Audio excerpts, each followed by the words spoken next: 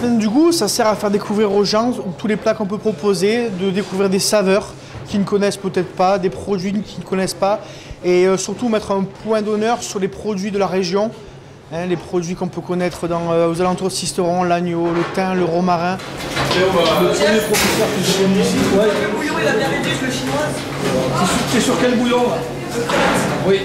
Le lycée hôtelier a invité des chefs de la région pour pouvoir mettre à l'honneur donc ces restaurants et pour pouvoir aussi montrer aux élèves du lycée hôtelier comment les chefs de la région travaillent avec les produits, leurs techniques. Une certaine tension, non, c'est beaucoup de rigueur parce qu'il faut qu'on puisse envoyer les plats à l'heure avec l'assaisonnement qu'il faut. Donc c'est vrai qu'il faut toujours un petit peu de tension, mais c'est pas bien méchant, on va dire.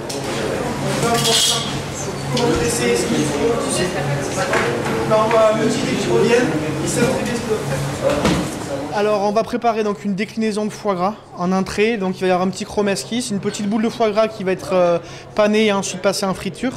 Il va y avoir le classique, un foie gras poêlé et un mi-cuit de foie gras. Donc ça va être pour l'entrée. Ensuite au niveau du plat, donc c'est du pigeon rôti servi sur un disque d'épinards meunières, d'une crème de céleri truffée. Donc de saison, on est en plein dedans, et une réduction donc, du jus du pigeon qu'on va truffer et monter au beurre.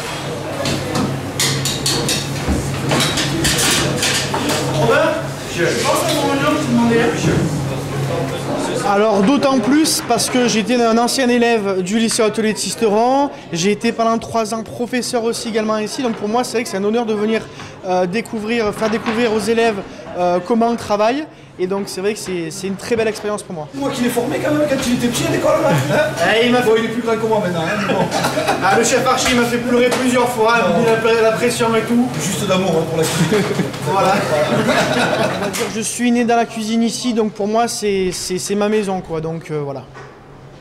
Bah, moi je pense que non seulement c'est essentiel mais c'est vital pour plusieurs raisons. La première c'est que le fait d'ouvrir ses cuisines aux professionnels, ça montre qu'on n'a pas honte à le faire et qu'on est complètement en phase. Nous on n'a rien à cacher. Vous savez, on travaille tous les jours ici comme dans une vraie brigade. Du coup quand les professionnels arrivent de l'extérieur, habituellement on entend toujours dire oui l'école est éloignée de l'entreprise.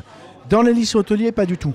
C'est-à-dire qu'à n'importe quel moment de la journée on ouvre nos portes aux professionnels et il se met en situation, il repart et il ne voit pas la différence avec son entreprise. Donc ça c'est essentiel. La deuxième chose qui est essentielle, c'est que les clients répondent présents.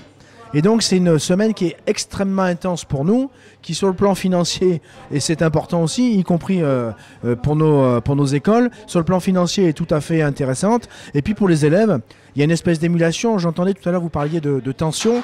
Moi je dirais pression, émulation, énergie positive, et tout ça effectivement c'est du gagnant-gagnant. Ben écoutez, hier nous avions une télévision et en visionnant le reportage, à un moment donné le chef Glaise de la Bonne Étape disait c'est un excellent lycée, et ça à la limite je dirais le dire c'est pas un élément qui est important pour moi, mais il a complété sa phrase en disant ma fille a fait l'école hôtelière de Sisteron, et que je prends la liste des grands chefs ou des grands professionnels de la région et que je vois le pourcentage d'entre eux pour lesquels les enfants ont fait leurs études à l'école hôtelière de Sisteron, alors là je me dis oui, ça c'est un témoignage de soutien.